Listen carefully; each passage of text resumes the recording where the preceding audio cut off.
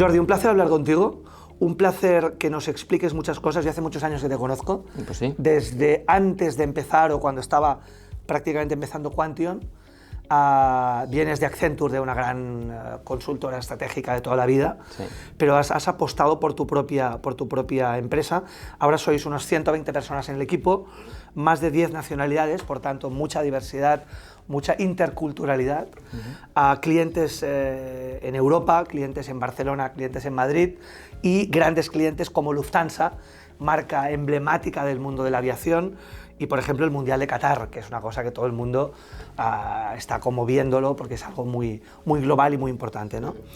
Estamos en un mundo cada vez más digital, en un mundo en el que los ciudadanos, los usuarios, todos nosotros, cada día somos más exigentes, es decir, queremos un servicio impecable en nuestro dispositivo móvil, al instante, y que todo funcione perfecto, ¿no? Y por tanto, la digitalización se puede hacer de muchas maneras, ¿no? Se puede hacer bien, se puede hacer medio bien o se puede no hacer, ¿no? La primera pregunta ¿es opcional digitalizarnos o ya no es una opción? ¿Es sí o sí? Bueno, antes que nada, muchas gracias, David. Efectivamente, hace años que nos conocemos y muchas gracias a Cinsa por invitarme y participar con vosotros en estas entrevistas, que espero que puedan ser de utilidad. Compartidas. Y, exactamente, ¿no? Y como preguntabas, pues bueno, pues pienso, más que el concepto de digitalización, que ya es un concepto para mí antiguo. Es obsoleto, ¿no? Es más, creo que hemos de hablar un poco de lo que es la transformación de los negocios a través del mundo digital, ¿no? ¿Qué quiere decir eso? Bueno, pues cuando hablamos de si una empresa puede escoger o no, rápidamente la respuesta es no. Yo creo que muchas veces hemos hablado de grandes retos que las empresas han tenido en el pasado, etcétera, y muchas de ellas esperaban ver qué pasaba y luego reaccionaban. En este caso, creo que estamos hablando de un efecto transversal, global, afecta a todas las geografías, a todas las empresas y de todos los tamaños. Porque estamos hablando de la oportunidad de cambiar, transformar para mejor tu negocio, utilizando lo que son las tecnologías más oportunas, más emergentes, etc. Y para eso se tiene que saber cómo hacer, cuándo y cómo hacerlo desde el punto de vista de las personas que te han de acompañar internamente, etc., ¿no? Pero no es una opción. Creo que hoy en día, para sobrevivir y para ser competitivo en el mundo global tan feroz desde el punto de vista competitivo, es imprescindible que como mínimo te lo marques en tu visión estratégica dentro de tu negocio para poder abordarlo, eso sí, fase 1, fase 2 o las que sean necesarias, claro, ¿no? Dependiendo de tus capacidades, de tu presupuesto, de tus personas. Claro. Esto es muy importante, pero es imprescindible el abordar. Porque en definitiva, Jordi, si todas las empresas globales y globalizadas están jugando en la transformación digital y en lo digital, tú no vas a ser el único que no juegue ese juego, ¿no? Claro, mira, te pongo ejemplos muy sencillos, muy fáciles, ¿no? Mi esposo el otro día estaba buscando comprar alfombras. Hoy en día tú puedes comprar lo que tú quieras desde tu móvil y accedes a una empresa sueca que en tu vida has oído, que tiene unas alfombras fantásticas y que tú decides si compras o no compras. ¿Qué significa todo esto? Primero, la globalidad, acceso inmediato, antes lo comentabas, claro, en la introducción, acceso inmediato del consumidor y la capacidad para decidir si compro o no compro, instantánea. Si es difícil o cuando yo interactúo contigo, sí, la interacción, la experiencia de usuario, otro término que ha salido con el mundo digital, la experiencia del usuario no es satisfactoria, es complicada, es difícil, ¿y ahora qué hago? No es ¿cómo se llama esto? Intuitiva, toda esta cosa fácil, ¿no? Usable. Usable. La usabilidad. Usabilidad. La usabilidad es uno de los factores más importantes dentro del mundo digital. ¿Por qué? Porque si la usabilidad no es fácil, no es satisfactorio cuando interactúo contigo, no te compraré. Si no te compro, tú a lo mejor crees que estás haciendo las cosas muy bien. Claro. Y el cementerio está lleno de empresas que pensaban que lo estaban haciendo muy bien. Hay una frase española muy clásica que dice: de buenas intenciones está el infierno lleno. Sí. Va por aquí un poco, ¿eh? O sea, exacto, empresas que creen que lo hacían bien. Que lo hacían bien y no se han dado cuenta de que quien te compra tu producto vía móvil de forma instantánea decide no hacerlo y se lo hace la competencia. bueno, pues esto es el juego que hay, ¿no? Es decir, claro. Son las grandes oportunidades para empresas pequeñas un alcance de tu mercado global, y al revés, las grandes empresas tradicionales, etcétera, etcétera, si no son hábiles en lo que es la transformación, la interacción con sus usuarios a nivel de personalización, de afinidad, de gustos, que me conozcan. Yo, si mi banco, cuando accede a mí, no me trata, o mi compañía de seguros, no me trata de forma personalizada, quiere decir que soy un número más, por tanto no soy nadie. Por tanto, mañana me cambio de empresa y seguimos. Claro, todas estas cosas son un mundo diferente que en los últimos 5 o 10 años ha evolucionado rapidísimamente, y más que va a evolucionar, porque las nuevas tecnologías que vienen son ya todas relativas al mundo de la inteligencia artificial, con lo cual nos permite saber de antemano, saber predecir, saber pronosticar. La inteligencia, ¿no? El intelligence, claro, el machine learning, ¿no? El aprendizaje constante de la máquina, la inteligencia que cada día es más inteligente, ¿no? ¿Qué están haciendo las empresas hoy en día? Las más, yo no te voy a decir las más grandes, sino las más avanzadas, las más inteligentes. Guardar datos, claro. Captar datos. Claro. Captar datos de diferentes fuentes. Tenemos datos estructurados, tú tienes datos en tu empresa en una base de datos, en una hoja Excel. Estos son datos estructurados. Y datos no estructurados, son aquellos que captas de sensores. Yo he pasado por una puerta y hay un sensor que emite una información X. Paso por una calle y va a haber sensores, es en el mundo del Internet of Things, sensores en el mundo de enviarán... en el mundo de una administración pública, de un ayuntamiento, o en el mundo del retail, ¿no? De las tiendas, ¿no? Efectivamente, por ejemplo, tú irás con tu coche y tu coche entrará en el pueblo, no sé, de turno, ¿no?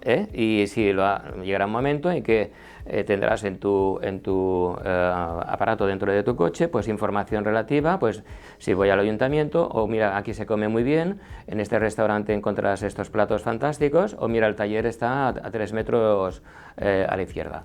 Es decir, servicios, información. Claro. Y todo esto son fuentes de información que vamos a recibir. Lo que te decía, las empresas tienen que ser capaces de captar datos de forma estructurada y no estructurada, almacenarlos, lo que se llama un Big Data, o específicamente un Data Lake, si son temas concretos, o lo que sea, para después acceder a ellos y de forma fácil analizar y visualizar. Todo esto, como ahora ya se está implantando y va a llegar y se va a exponencialmente a implantar todo lo que es el 5G, vamos a ver que todo lo que se está haciendo ya actualmente va a adquirir gran relevancia, porque todo lo que te he dicho va a ser altamente veloz, inmediato, al instante, en tiempo real. Por tanto, ya cubrimos, ¿no?, lo que es el tiempo de respuesta, el delay, ¿no?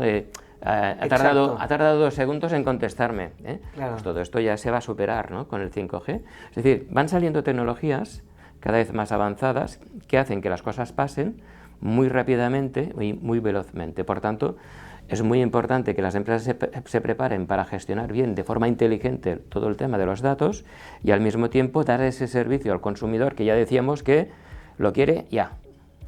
Claro, esto es un tema de fondo, Jordi, muy interesante. Es decir, esto que planteas, la velocidad de todo. Estamos en un mundo cada día más veloz que premia y que favorece y que incentiva la velocidad de procesos, de servicios, de todo, ¿no? Esa velocidad es una pregunta de fondo.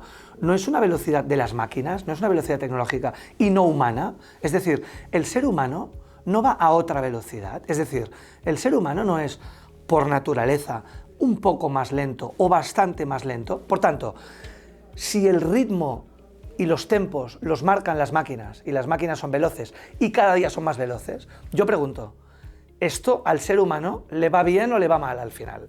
Porque la velocidad del ser humano es otra, ¿no? Sí, bueno, aquí entraríamos en el mundo del humanismo, ¿no? El humanismo digital. Exacto. Que da para mucho, da para 4 entrevistas. Exacto. Si quieres, a vuestra disposición, pero que entraríamos en... Una pincelada de humanismo digital. Entraríamos en debates donde ya se junta el tema tecnológico, la capacidad. Mira, yo siempre digo que... Bueno, te voy a contestar en base a dos pilares, ¿no? Por un lado, desde el punto de vista tecnológico, sí, todo va a ir más rápido, pero cuidado que cuando tú eres el usuario, lo quieres todo muy rápido y te impacientas cuando una web no te contesta o tarda mucho. Cuando se encalla el proceso. O cuando tienes que está dando... Está pensando. Te pone nervioso y esto no funciona. Iba a decir otra cosa, pero esto no funciona. Sí, esto es... Sí. Por tanto, nosotros requerimos, los humanos, requerimos de esa velocidad en el tiempo de respuesta que tiene que ir acompañada de una interacción satisfactoria, de una usabilidad de calidad, etcétera, etcétera, que es lo que te comentaba antes, ¿no? Y por otro lado, las personas.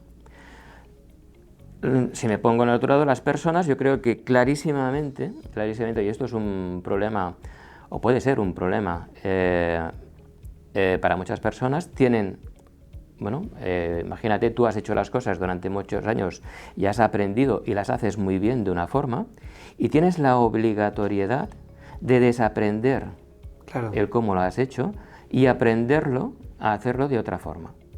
Y eso es muy fácil de decir y es muy complicado de hacer. Claro. Empezando por mí y acabando por cualquiera, me es igual.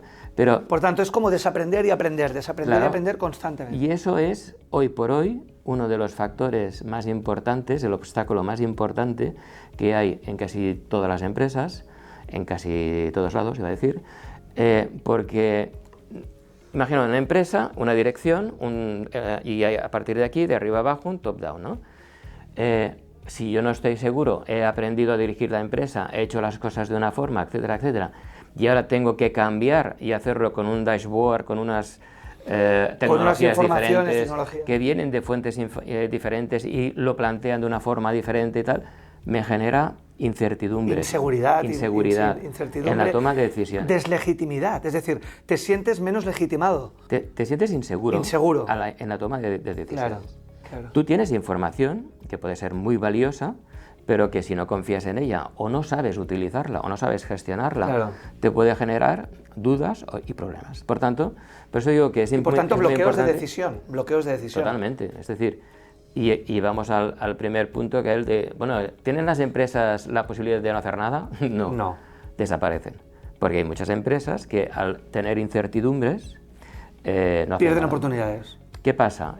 Siempre digo que la transformación digital es de arriba a abajo. Si la presidencia, la dirección, el top management, quien mande de la empresa, no lo tiene claro, no lo permeabiliza para abajo. Eso, una transformación de una empresa, una transformación digital, no la decide un mando intermedio, no la decide un técnico, la define la presidencia, la propiedad, ADN de compañía. La propiedad. Quien define, quien dirige el plan estratégico y se tiene que llevar a cabo y lo permeabiliza en todos sus frentes y todos sus niveles. En esta línea, Jordi, como tú dices, muy bien dices, la digitalización de una empresa es un tema de mindset, es un tema de mentalidades. Sí, claro. No es un tema de comprar ordenadores y comprar dispositivos. La gente se piensa... Vamos a comprar tecnología de última generación. No. Bueno, la puedes comprar. Sí, pero ¿qué más, no? Pero el cómo utilizarla, el cómo formar a la gente para que la utilice. Y la mentalidad, ¿no? De la gente. Y la mentalidad, la cultura de que eso no te va a morder. Exacto. Que has aprendido y lo has hecho muy bien durante los últimos 35 años. Fantástico. Y eso es una buena base, pero que te has de desaprender para volver a reaprender, hacerlo de una forma diferente.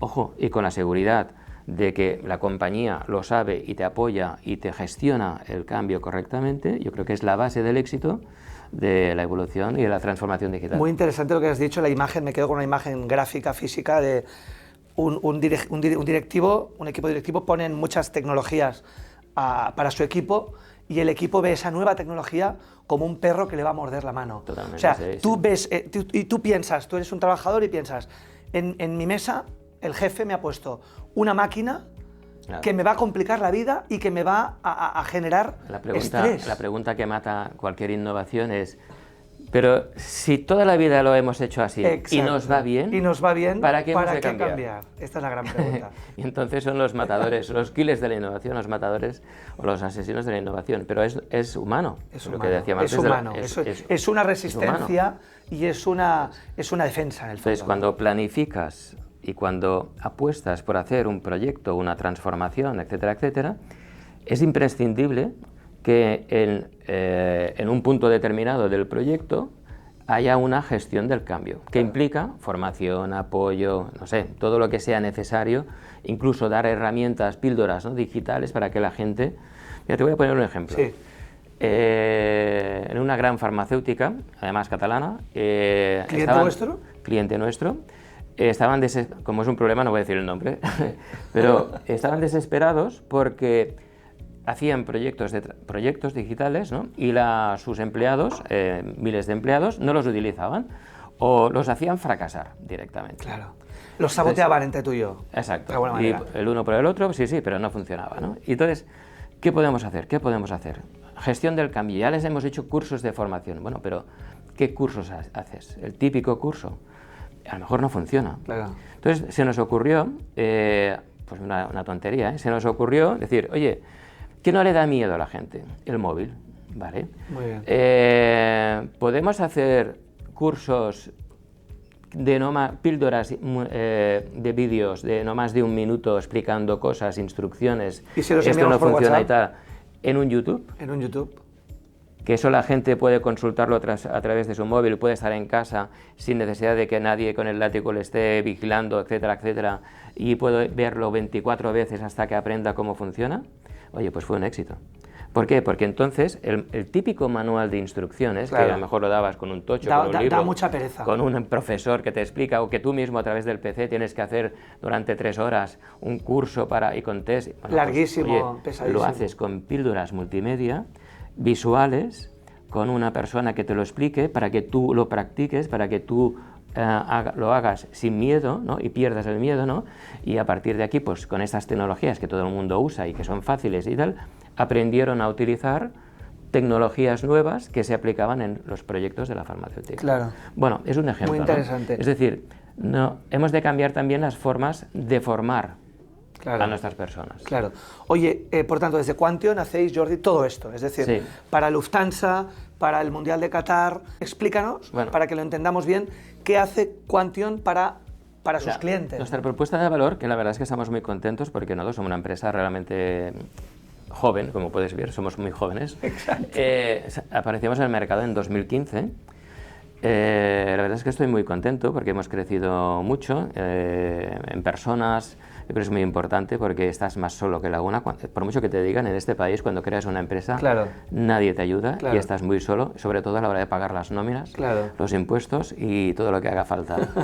Hemos salido 2 veces en el Financial Times, el año 20 y el año 21, como una de las 1000 primeras empresas con mayor proyección en Europa.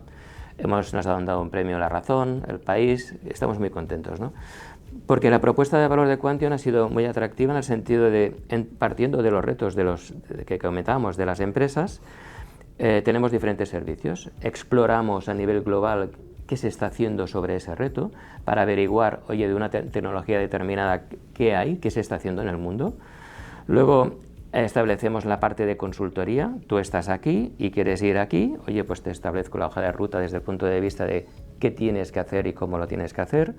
Toda la parte de tecnología, con estas tecnologías, con estas arquitecturas, integrando lo nuevo con lo que ya tienes, etc. La parte de creatividad, de usabilidad, el diseño es fundamental de los aplicativos, el desarrollo de los aplicativos y las infraestructuras en la nube. O sea, por tanto, es un 360 total. Un 360, es un end-to-end, ¿no? Es una serie, la llamamos, cada una de estas líneas es una línea de servicio individual, y si lo hacemos en serie, lo aplicamos en serie, es una línea de producción. Por eso el concepto de Quantion Digital Factory. Claro. Una fábrica, hemos creado una fábrica, claro, para hacer proyectos, abordar proyectos, claro, de principio a fin, digital. Sí, interesantísimo. Entonces, esto nos ha ido muy bien. Entramos ya en el año 2015 en el Corte Inglés. Estamos desde entonces en la parte como un gran cliente nuestro, en la parte digital del Corte Inglés. Se está revolucionando y se están cambiando todo a nivel digital. Tenemos grandes clientes en todos los sectores. Estamos en Aguas de Barcelona, en Suez, estamos con el fútbol, con MediaPro, estamos en Planeta. Bueno, tenemos clientes muy importantes y estamos muy contentos de poder trabajar con ellos, ¿no? En los diferentes ámbitos de actuación que te he comentado, ¿no? En unos implantando ya la programación y el desarrollo de los proyectos, en otros haciendo la consultoría o la parte de exploración para averiguar qué es lo que se está haciendo a nivel global. Y en el año 22, año pasado, ya pues, nos atrevimos, después de la pandemia, vimos una oportunidad en el mercado a nivel global. No te voy a decir que en algún momento empujado por la guerra de Ucrania, ¿no? Porque, en mi opinión, pues, bueno, pues el mundo se divide en el anglosajón, ¿no? Los países como UK, ¿no? O los países ingleses y los americanos que, bueno, pues externalizan su mano de obra en los proyectos, ¿no? En la India, y los países centroeuropeos, norteeuropeos, muchos trabajaban, o casi bien todos, con los países del este, Polonia, Ucrania, Rumanía, Riga, Chequia, etc., ¿no? Entonces, a partir de aquí ha habido un movimiento importante. Claro, el miedo, se ha generado miedo a trabajar con algunos de estos países. Por la guerra y sus consecuencias. Ha derivado en un movimiento donde el sur de Europa, bueno, pues puede ser atractivo, ¿no? Países como España, Portugal, Italia, Grecia, desde el punto de vista de poder desarrollar estos perfiles tecnológicos, talento digital, para poder hacer colaboraciones y proyectos con los países europeos. Que no había sido atractivo hasta el momento el sur de Europa. Nunca. Nunca se había mirado como un proveedor nivel, de calidad, etcétera. Hay factorías, y esto lo conozco muy bien, en la India, por supuesto, a nivel de países offshore, ¿no? Argentina es un país que ha intentado muchas veces el crear factorías de programación. Latinoamérica, lo que pasa que ahora Colombia también está empujando mucho para poder hacer proyectos de ahí. En todos estos países, tanto en la India, Filipinas, la parte de Latinoamérica como Colombia, la India, les falla la calidad. Claro. La formación llega hasta un nivel, pero sobre todo la responsabilidad, la disciplina, la metodología, la cultura para hacer los proyectos en base a una alta calidad falla. O sea, lo único atractivo es el precio, es un precio bajo. Es mano de obra barata. Mano de obra barata.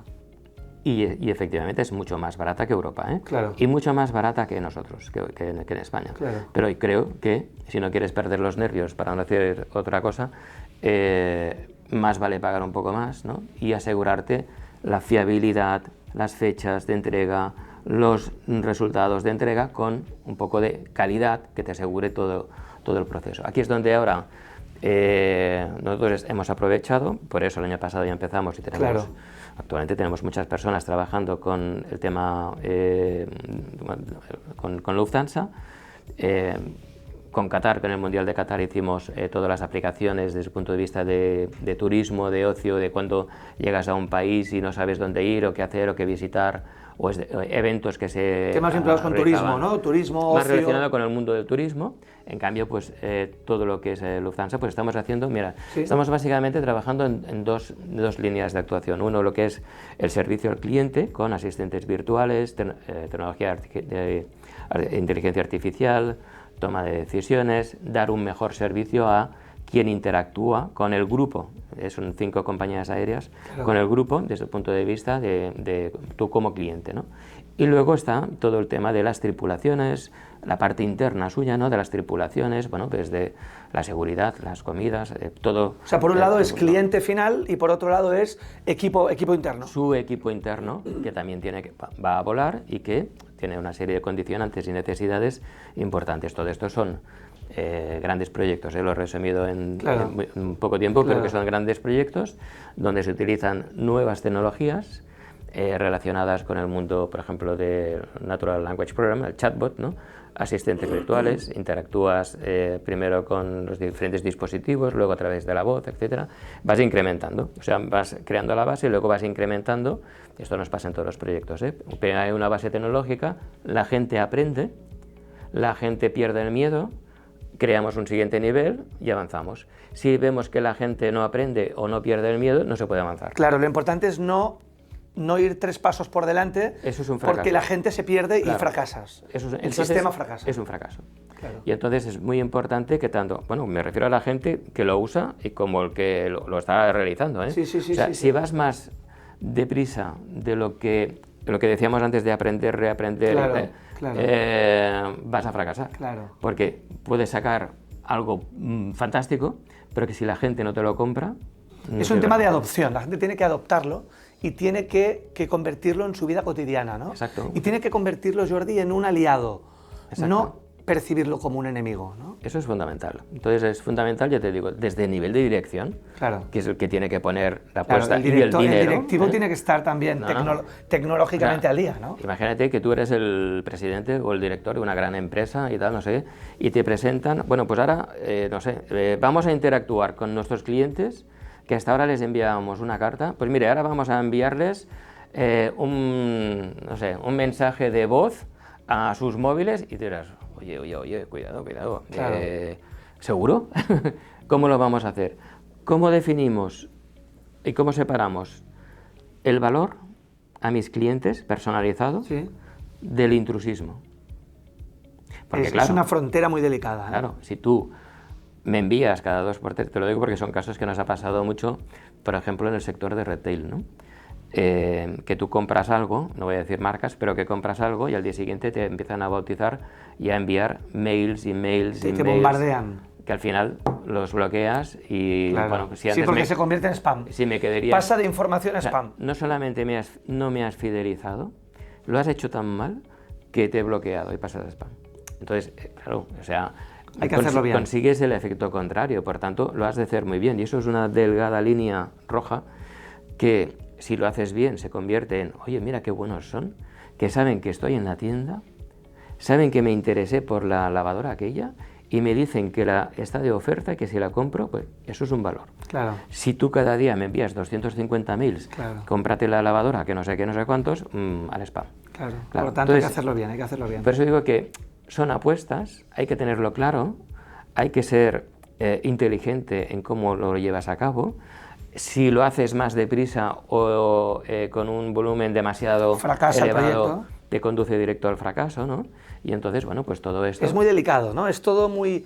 Hay una parte de tecnología, hay una parte de, bueno, pero no todo de es arte, tecnología. hay una parte... hay una parte humana muy importante. Por eso, o sea, cuando hablamos... De psicología, te diría. Cuando hablamos, al principio se hablaba de la transformación digital y todo el mundo, es lo que tú decías... Comprar máquinas. Vamos a comprar los smartphones y los iPads y los tablets y los no sé qué.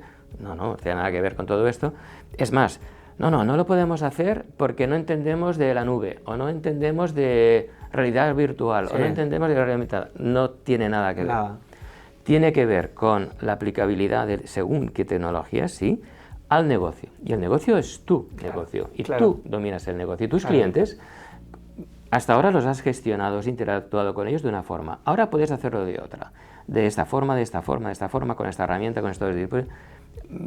Pensemos y veamos cómo se tiene que hacer. Antes de tirarte a lanzar y hacer el proyecto, haz pruebas de concepto. Mide prueba de concepto. Crea un producto mínimamente viable. Mídelo.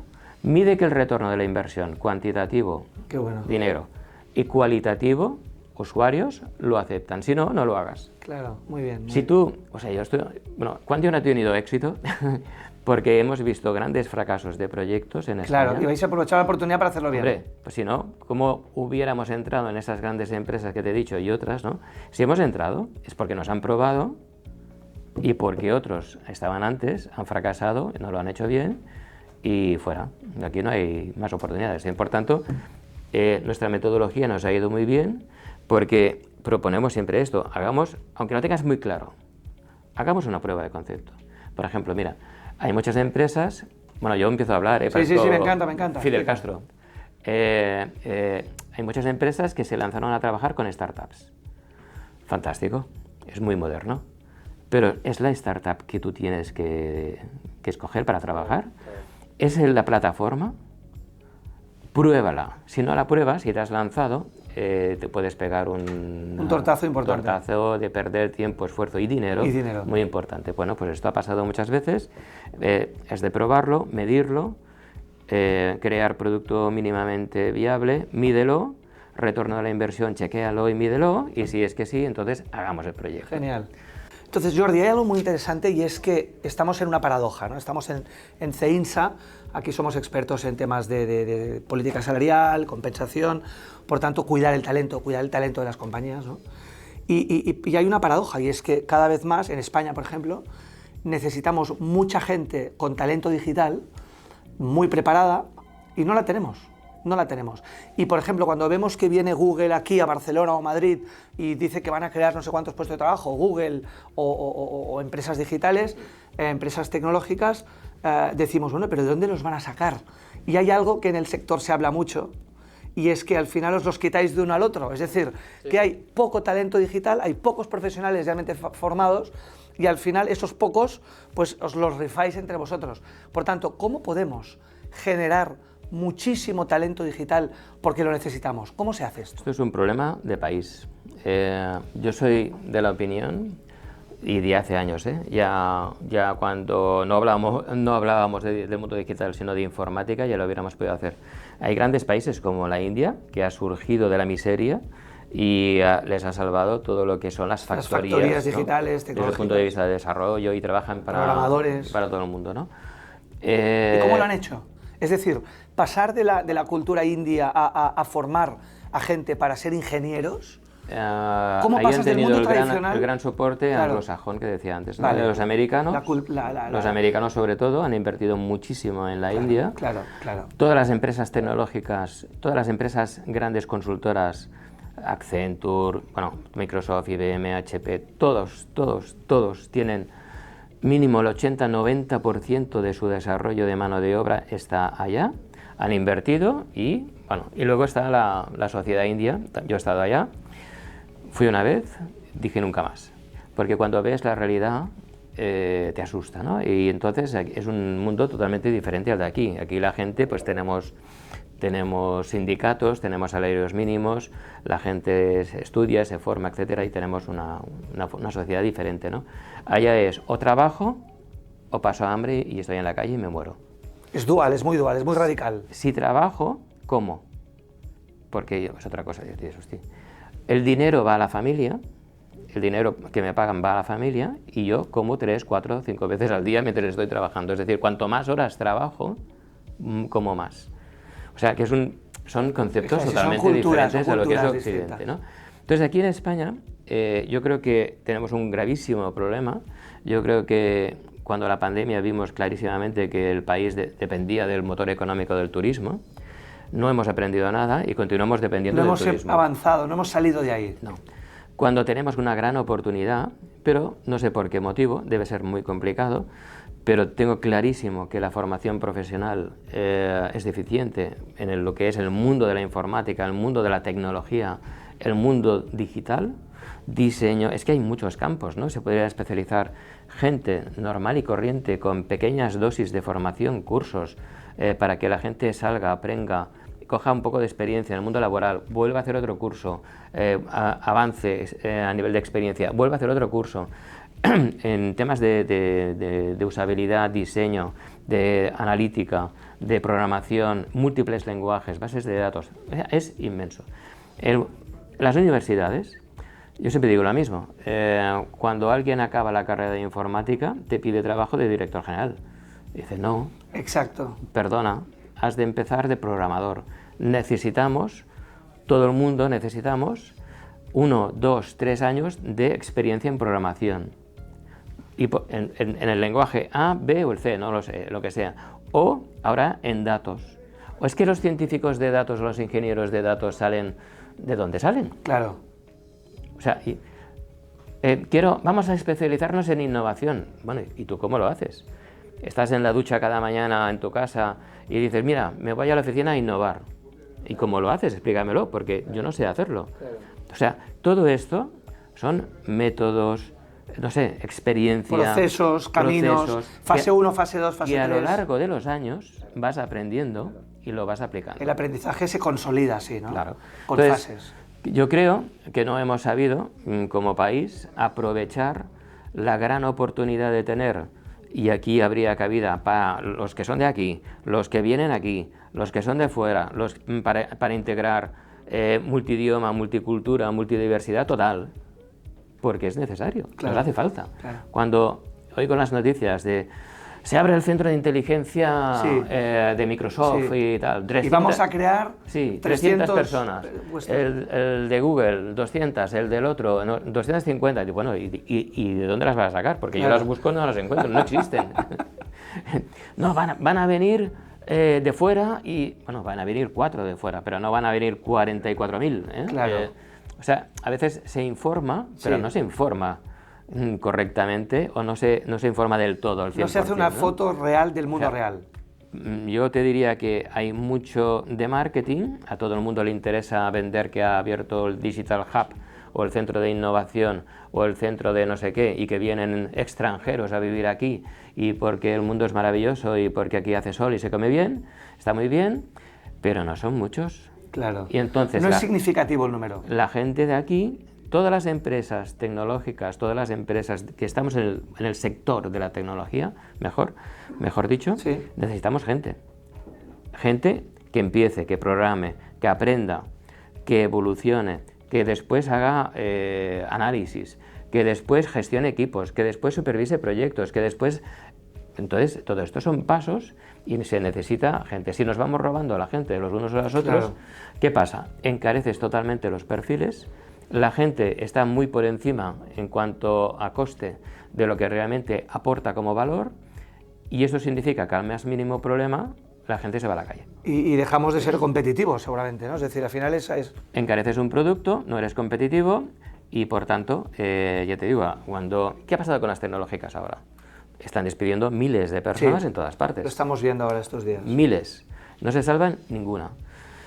¿Qué va a pasar dentro de poco? Pues no solamente las tecnológicas, sino las muy grandes consultoras, las que tienen 200, 300, 500.000 personas en todo el mundo, son muy grandes y tal, cuando vean que la inteligencia artificial ayuda a programar y que si tú le dices a una máquina, oye, prográmame este proyecto en Natural, Node Angular, MongoDB, etcétera, etcétera, y tienes que hacer esto, esto y esto, y lo hace, pues se van a cargar a todas las personas claro. que no aporten valor diferencial. Por tanto, yo creo que, no sé, por un lado, yo creo que todo lo que es los centros de formación de ámbito tecnológico, ya digo, formación profesional sobre todo, que en este país parece que no exista, y las universidades deberían de enfocar lo que es la formación de la tecnología y de las diferentes herramientas que existen, primero con una proyección de ser operativos, no sacar directores generales ni directores de orquesta, sino gente útiles, gente útil, que aporta. Que aporte, que trabaje, que sea consciente de lo que está haciendo y de lo que tiene que aprender en el futuro para que eso pueda ejercerse. Y eso sería muy competitivo, no para las empresas, para el país. Para el país. Oye, para acabar, Jordi, a nivel de liderazgo, liderazgo de equipos y a nivel de CEOs y de directores generales y tal, ¿cómo cambia la digitalización cuando lideras? Es decir, cuando tú eres un líder y eres un líder, digamos que digital, o que tienes muy presente el mindset, la mentalidad digital, ¿cómo cambia tu manera de liderar, tu estilo, tu manera, tu día a día? ¿Cómo tú identificas un líder de toda la vida y un líder muy digital, un líder que está al día? Mira, yo creo que lo que es el liderazgo para mí no ha cambiado. Es decir, yo creo que una persona tiene que tener habilidades para liderar. ¿Qué quiere decir? Tú tienes que tener un proyecto, no sé, un Quantion, un proyecto, y tienes que ser hábil para comunicar el proyecto. Tienes que ser hábil para gestionar las expectativas de las personas. Lo más difícil que hay en una empresa son las personas. Totalmente. Y tienes que tener una actitud positiva orientada a los resultados, ¿no? Esto no es fácil. Hablamos siempre de liderar, de los CEOs y tal, no sé qué, siempre lo vemos en el mejor de los sentidos, en crecimiento, en que todo va bien y tal. Aquí se ha pasado pandemias, ha habido crisis antes de la pandemia, o crisis muy importantes, luego la pandemia nos paró todos 1 año y medio, 2 años, crisis muy fuertes de transporte, hay guerras que nos afectan, por tanto hay unos agentes externos que afectan a la dirección y al liderazgo de las empresas.